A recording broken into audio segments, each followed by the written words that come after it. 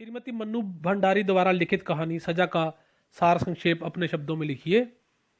आइए इस पर विचार करते हैं। मन्नू भंडारी की प्रस्तुत कहानी में एक मध्यवर्गीय परिवार की यातना की कहानी है। परिवार का मुखिया गबन के आरोप में सस्पेंड हो जाता है।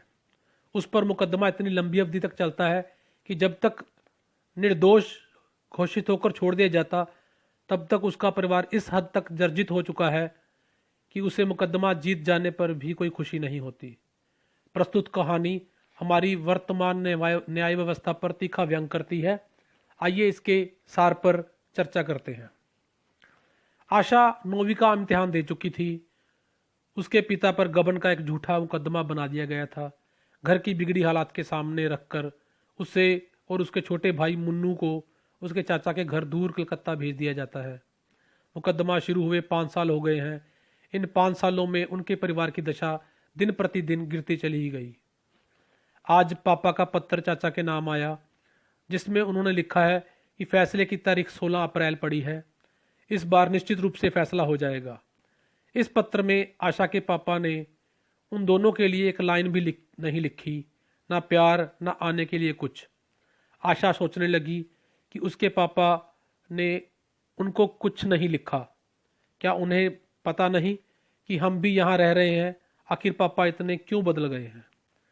16 अप्रैल आज से 5 दिन बाद वह उस दिन वहां अवश्य जाएगी।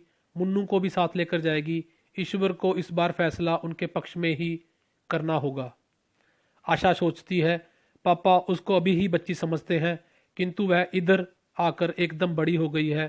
कानून की बातें समझने लगी है। 7 आदमियों का दोनों समय का खाना बना लेती है। खाना ही नहीं, वह तो घर का सारा काम भी कर लेती है। उसके साथ पढ़ने वाली कोई लड़की इतना काम नहीं करती। फिर वह सोचती है भगवान कभी उन्हें ऐसे बुरे दिन ना दिखाए। आशा को पिछले 5 सालों की सारी बातें एक एक करके याद आती हैं। अब वह 9वीं की परीक्षा दे चुकी थी। उसे पापा के केस के विषय में सब कुछ पता था। फिर भी निर्णय वाले दिन उसके दादा दादी उसे कचहरी साथ ना ले गए थे। उनके लौटने पर उसे पता चला कि पापा को 2 साल की सजा हो गई है। पापा को घर भी नहीं आने दिया गया। वहीं से उन्हें जेल भेज दिया गया है। 2 दिन आशा स्कूल नहीं गई। जब गई तो सहेलियों के व्यंग्यबान सहने पड़े। उनकी सहानुभूति से उसे चिढ़ होती थी। कोई कहती हाय हाय बेचारी के पिता तो जेल हो गई। कोई व्यंग करती हुई कहती इतने बड़े लोग भी चोरी करते हैं। तभी ठाठ थे आशा जी के। और आशा का जी करता कि वह चीख चीख कर उनसे कह दे कि पापा ने कुछ नहीं किया, बस इस समय उनके ग्रह बिगड़े हुए हैं। रामचंद्र जी को भी तो 14 वर्ष का वनवास काटना पड़ा था। पांडवों ने भी तो अज्ञातवास किया था। वह सब ग्रहों के बिगड़ने का ही परिणाम था। उसे याद आया कि कांता मामा जी इंग्लैंड से लौटकर आए थे।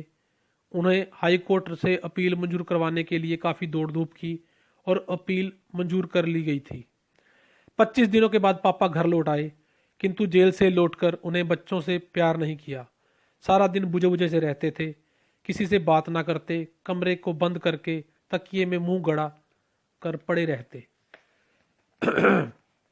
मामा और चाचा वापस लौट गए तो एक दिन माँ ने दादा दादी से कहा कि वह मुन्नू को गांव अपने साथ ले जाए, उसे वहां के स्कूल में भर्ती करवा दे। यहाँ उसकी फीस जुटाना भी भारी पड़ेगा। आशा का इस वर्ष फाइनल ना होता तो उसे भी उमेश चाचा के पास भेज देते। नीचे का घर अभी खाली कर देंगे। मुन्नू चला गया। उसे पप्पा छोड़ने स्टेशन तक भी नहीं गए थे। सप्ताह भर में घर का सारा सामान भी चला गया था। नीचे का मकान भी खाली कर दिया गया। पकाना, खाना और सोना बरसाती में होने लगा। पापा बिल्कुल बदल गए थे। बाबा की चिट्ठी गांव से आई। मुन्नू को 6वें में भर्ती करवा दिया है और बाबा ने एक दुकान में हिसाब किताब लिखने का 25 रुपए की नौकरी कर ली थी। 50 रुपए उमेश भेज देता। अम्मा ने आशा को बताया कि अब उन्हें 75 रुपए में ही गुजारा करना पड़ेगा। आशा ने स्कूल की बस छोड़ दी। 3 मील पैदल चलकर स्कूल जाने लगी। कभी कभी वह सोचती पापा को सस्पेंड हुए 2 साल 3 महीने हुए। इतने दिनों में आखिर कितना खर्च हुआ कि बैंक का सारा रुपया निकल गया।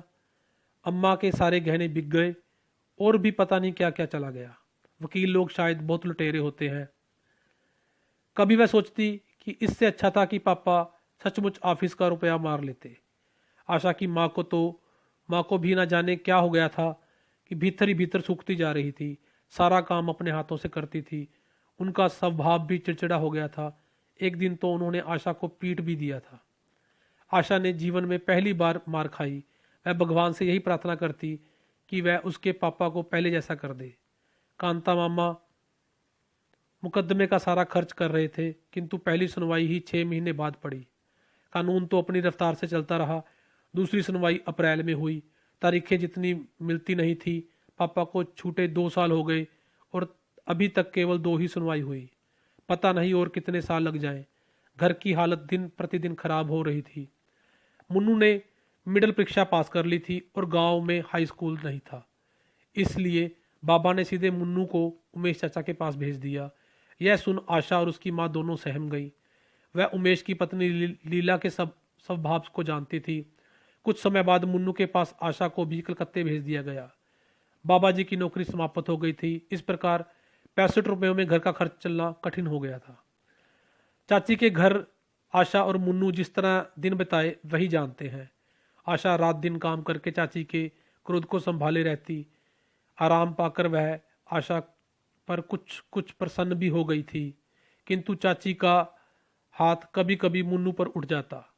पीटती तो वह अपने बच्चों को भी थी, किंतु उसके बच्चे तो आदी हो चुके थे।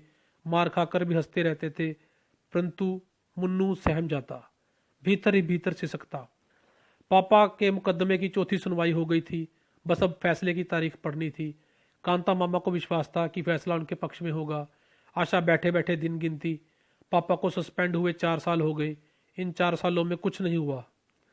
वह सोचती, भगवान देर तो बहुत की, अब अंधेर मत करना। यूं यह देर भी अंधेर से कम नहीं, पर और अंधेर मत करना। फैसला हो गया। पापा रिहा हो गए। उस दिन कोर्ट में आशा भी गई थी। जज का फैसला सुनकर वह खुशी से चीख उठी थी, पर पापा खुश ना हुए थे। उनका भावहीन चेहरा, गड़े में धसी हुई निस्तेज निर्जीव आंखों में खुशी की चमक नहीं थी। मानो उन्हें विश्वास ही ना हो रहा हो कि वे बरी हो गए हैं। उन्हें जैसे कोई सजा नहीं हुई, ऐसा उन्हें नहीं लग रहा था। धन्यवाद विद्यार्थियों। श्रीमती मन्नू भंडारी द्वारा लिखित कहानी सजा का सार संक्षेप अपने शब्दों में लिखिए। आइए इस पर विचार करते हैं। मन्नू भंडारी की प्रस्तुत कहानी में एक मध्यवर्गीय परिवार की यातना की कहानी है। परिवार का मुखिया गबन के आरोप में सस्पेंड हो जाता है। उस पर मुकदमा इतनी लंबी अवधि तक चलता है कि जब तक निर्दोष घोषित होकर छोड़ दिया जाता, तब तक उसका परिवार इस हद तक जर्जित हो चुका है कि उसे मुकदमा जीत जाने पर भी कोई खुशी नहीं होती। प्रस्तुत कहानी हमारी वर्तमान न्याय व्यवस्था पर तीखा व्यंग करती है। आइए इसके सार पर चर्चा करते हैं। आशा 9वीं का इम्तिहान दे चुकी थी। उसके पिता पर गबन का एक झूठा मुकदमा बना दिया गया था। घर की बिगड़ी हालात के सामने रखकर उसे और उसके छोटे भाई मुन्नू को उसके चाचा के घर दूर कलकत्ता भेज दिया जाता है। मुकदमा शुरू हुए 5 साल हो गए हैं। इन 5 सालों में उनके परिवार की दशा दिन प्रतिदिन गिरती चली ही गई। आज पापा का पत्र चाचा के नाम आया, जिसमें उन्होंने लिखा है कि फैसले की तारीख 16 अप्रैल पड़ी है। इस बार निश्चित रूप से फैसला हो जाएगा। इस पत्र में आशा के पापा ने उन दोनों के लिए एक लाइन भी नहीं लिखी, ना प्यार ना आने के लिए कुछ।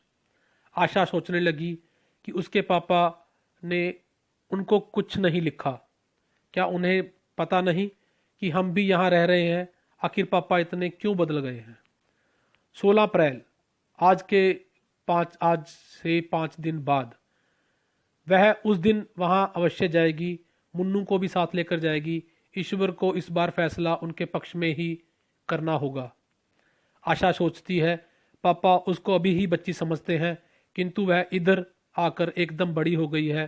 कानून की बातें समझने लगी है। 7 आदमियों का दोनों समय का खाना बना लेती है। खाना ही नहीं, वह तो घर का सारा काम भी कर लेती है। उसके साथ पढ़ने वाली कोई लड़की इतना काम नहीं करती। फिर वह सोचती है, भगवान कभी उन्हें ऐसे बुरे दिन ना दिखाए। आशा को पिछले 5 सालों की सारी बातें एक एक करके याद आती हैं। अब वह 9वीं की परीक्षा दे चुकी थी। उसे पापा के केस के विषय में सब कुछ पता था। फिर भी निर्णय वाले दिन उसके दादा दादी उसे कचहरी साथ ना ले गए थे। उनके लौटने पर उसे पता चला कि पापा को 2 साल की सजा हो गई है। पापा को घर भी नहीं आने दिया गया, वहीं से उन्हें जेल भेज दिया गया है। 2 दिन आशा स्कूल नहीं गई। जब गई तो सहेलियों के व्यंग बाण सहने पड़े। उनकी सहानुभूति से उसे चिढ़ होती थी। कोई कहती, हाय हाय बेचारी के पिता तो जेल हो गई।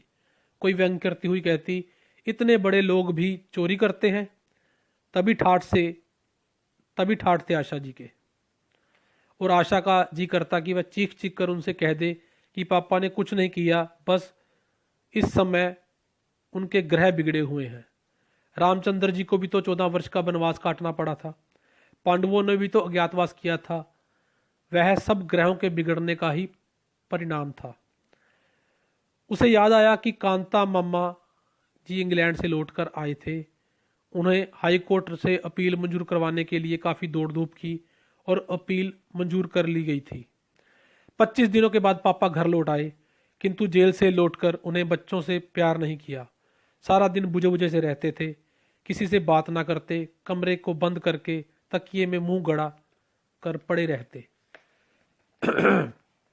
मामा और चाचा वापस लौट गए तो एक दिन माँ ने दादा दादी से कहा कि वह मुन्नू को गांव अपने साथ ले जाए, उसे वहाँ के स्कूल में भर्ती करवा दे। यहाँ उसकी फीस जुटाना भी भारी पड़ेगा। आशा का इस वर्ष फाइनल ना होता तो उसे भी उमेश चाचा के पास भेज देते। नीचे का घर अभी खाली कर देंगे। मुन्नू चला गया। उसे पप्पा छोड़ने स्टेशन तक भी नहीं गए थे। सप्ताह भर में घर का सारा सामान भी चला गया था। नीचे का मकान भी खाली कर दिया गया। पकाना, खाना और सोना बरसाती में होने लगा। पापा बिल्कुल बदल गए थे। बाबा की चिट्ठी गांव से आई, मुन्नू को 6वीं में भर्ती करवा दिया है। और बाबा ने एक दुकान में हिसाब किताब लिखने का 25 रुपये की नौकरी कर ली थी। 50 रुपये उमेश भेज देता। अम्मा ने आशा को बताया कि अब उन्हें 75 रुपये में ही गुजारा करना पड़ेगा। आशा ने स्कूल की बस छोड़ दी। 3 मील पैदल चलकर स्कूल जाने लगी। कभी कभी वह सोचती, पापा को सस्पेंड हुए 2 साल 3 महीने हुए। इतने दिनों में आखिर कितना खर्च हुआ कि बैंक का सारा रुपया निकल गया। अम्मा के सारे गहने बिक गए और भी पता नहीं क्या क्या चला गया। वकील लोग शायद बहुत लुटेरे होते हैं। कभी वह सोचती कि इससे अच्छा था कि पापा सचमुच ऑफिस का रुपया मार लेते। आशा की माँ को भी ना